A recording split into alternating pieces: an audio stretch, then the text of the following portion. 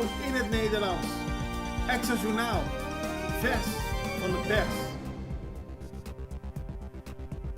Welkom bij Extra Journaal. Fijn dat u weer kijkt. We hebben het belangrijkste nieuws voor u op een rij gezet. En we beginnen met het bericht dat er een voorwaardelijke straf is uitgesproken tegen de agent.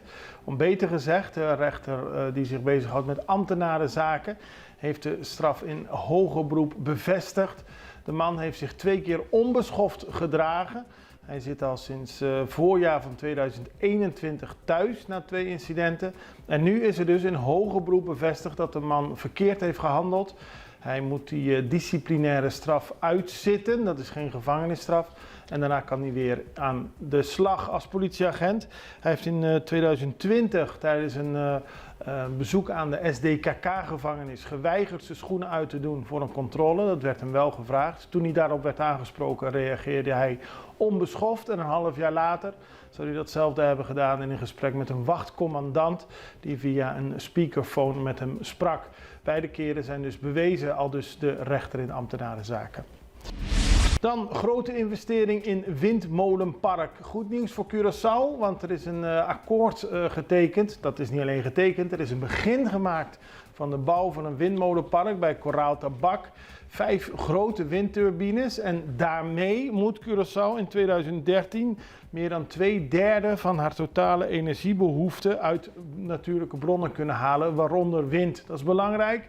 Zijn we minder afhankelijk van fossiele brandstoffen en Curaçao heeft natuurlijk heel veel zon, wind en ook vanuit zee kunnen we dat halen. Dus het is een belangrijke stap. Het is een samenwerking tussen Aqualectra en Nu Kapitaal Aspiravi. Dan wordt er gezocht naar een toerist. Dat is gisteravond gebeurd nadat een 71-jarige toerist bij Porto Marie na het snorkelen niet terugkwam. Er is dus 's avonds tot zo laat als mogelijk was gezocht. Vanochtend weer, u ziet de beelden van de kustwacht die op zoek is gegaan naar de toerist. En er wordt natuurlijk gehoopt dat de persoon nog achterhaald kan worden. Maar het is wel een chockerende gebeurtenis voor alle medepassagiers van de cruiseschip. Dan advies van Godet voor vakbonden. Dat gaat om Anthony Godet.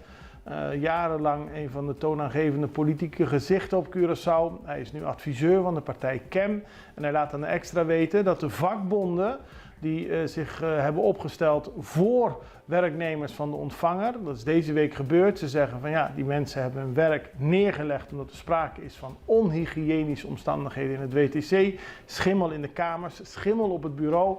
De vakbonden vinden dat de minister van Financiën, Sylvania, daar zich niet correct over heeft uitgelaten. De vakbonden staan nu in de bres voor de werknemers en dat moeten ze blijven doen. Houd uw poot stijf, aldus Anthony Godet. Dan 33 miljoen euro voor slavernijprojecten. Eind 2022 bood Nederland de excuses aan voor het slavernijverleden en werd er bekend dat er 100 miljoen euro beschikbaar is voor slavernijprojecten. Projecten die in het teken staan van de herdenking van de slavernij. Gisteren werd bekend dat 33 miljoen euro, tussen de 65 en 70 miljoen gulden, naar Nederland gaat. Hetzelfde bedrag naar Suriname en 33 miljoen euro verdeeld moet worden over de 6 eilanden van het Caribische deel van het Koninkrijk. Curaçao, Aruba, Sint Maarten, Bonaire, Saba en Statia. Daarover wordt de komende tijd meer duidelijk. De staatssecretaris Alexander van Huffelen heeft hierover een brief gestuurd aan de Tweede Kamer. Samen met ministers Hugo de Jonge en Hanke Bruins-Slot in Nederland. En dan gaan we naar Klaas Knot. De president van de Nederlandse Bank die hield gisteren de VBC-lunch. En daarbij deed hij een oproep aan ondernemers om bij te dragen aan de transitie naar duurzame groene financiën. Dat kost tijd, dat kost kracht en dat kost geld. Maar vooral zijn er ondernemers nodig met durf en daadkracht en de wil om samen te werken. Aldus Knot. Het was een druk bezochte bijeenkomst van de VBC in het Renaissance met veel ondernemers en ook politici. Later in de uitzending hoort u een deel van de speech. En dan gaan we naar de minister van SOAW, Sociale Ontwikkeling, Arbeid en Welzijn, mevrouw Roetmilda Larmonie Cecilia. Die gaat meer met de wijken praten, dialogen met de wijkbewoners. Begon gisteren in Fuik.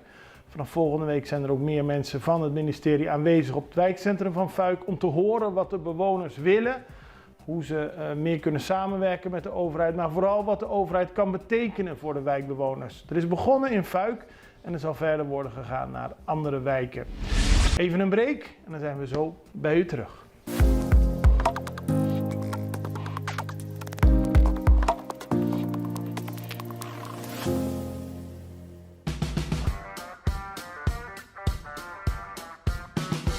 Bom menina Heavy Max Concrete. Na ano 2009, família Vieira alante companhia bonita aqui. E tempo aí, nós começamos com 4 trucks de mixer, pump truck, então planta fácil. Wat nós awe. Awe, nós temos 4 trucks de beton, 5 pump truck, planta de beton novo, puta ready mix batch plant. Com capacidade de no menos 120 cubos por hora. Corta explicação de Ready Mix Batching Plant está com a planta aqui, beton te worden mesclado, dingen mixer die planta e não dingen terug.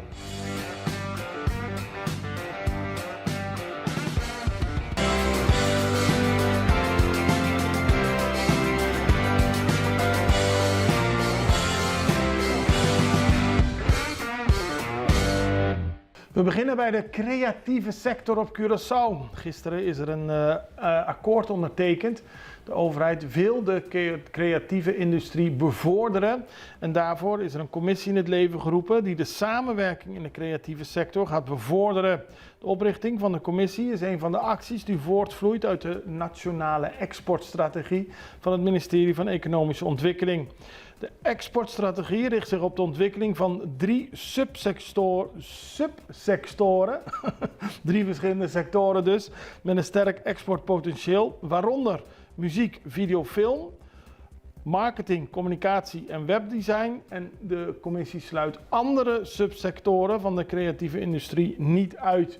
Maar er waren vertegenwoordigers onder meer van de AMAC, de Curaçaose muzikanten- en kunstenaarsvereniging en ook de filmcommissaris van Curaçao was aanwezig. Omdat op die manier de creatieve sector moet worden ontwikkeld, ook vanuit economisch oogpunt. Dan gaan we naar Aruba, want daar zijn deze week de leden van de Eerste Kamercommissie op bezoek gekomen. Die maken in 10 dagen tijd een bezoek aan de verschillende eilanden. Voor Aruba was het voor minister-president Evelien Wever-Kroes een belangrijk bezoek, want zoals u wellicht weet zijn Aruba en Nederland, in dit geval de staatssecretaris van Koninkrijksrelaties, Alexandra van Huffelen, al lange tijd in discussie over de rente voor de terugbetaling van de coronaleningen. Die is op Curaçao iets meer dan 3%, Aruba betaalt bijna 7%. Dat is een gevolg van het feit dat Aruba niet een Rijkswet financieel toezicht ondertekent. Daarover is discussie met de staatssecretaris. Zij zegt nu, mevrouw Evelien Wever-Kroes, dat uit de gesprekken met de Eerste Kamercommissie blijkt dat er een meerderheid is die ook vindt dat Aruba daar niet op die manier voor gestraft moet worden. Je moet niet een land straffen met een hogere rentepercentage voor het terugbetalen van leningen, waardoor er dus minder geld voor de bevolking is, als je het niet eens bent over zoiets als een Rijkswet. Ze hoopt dat het gesprek met de Eerste Kamerleden ertoe leidt dat er vanuit Nederland anders tegen deze situatie zal worden aangekeken. En dan gaan we verder met Klaas Knot. We hadden het net al even genoemd, de president van de Nederlandse Bank. Een hoge gast tijdens de VWC-lunch. En luister even naar het volgende fragment van zijn toespraak. Want hij doet dus een oproep aan de ondernemers om deel uit te maken van de transitie naar een groene, duurzame economie. En daar zijn niet alleen ondernemers met durf voor nodig, maar is ook een overheid nodig die zorgt voor een deugdelijk financieel systeem en open staat voor samenwerken. Aldus Klaas Knot. And all of this would not be possible without entrepreneurs. Without entrepreneurs who are not afraid to think out of the box, who dare to be innovative, and who decide to be sustainable. Entrepreneurs who don't believe in standing still, but are focused on moving forward. Forward towards a sustainable economy, towards a sustainable future. A future in which we choose the long term instead of the short term. In which we choose prosperity and well-being, economic development and quality of life.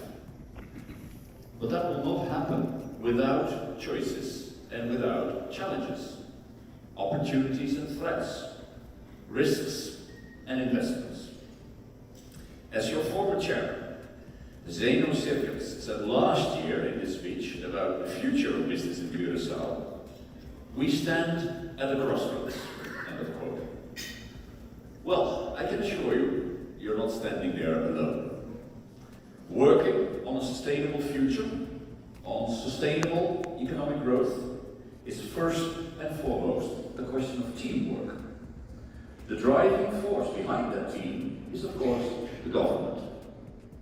A government that takes responsibility for creating the right preconditions to enable, to encourage and to support sustainable choices. A government which is a reliable partner for its citizens, for its businesses, in the transition to sustainable economic growth. A government that also ensures a reliable financial system.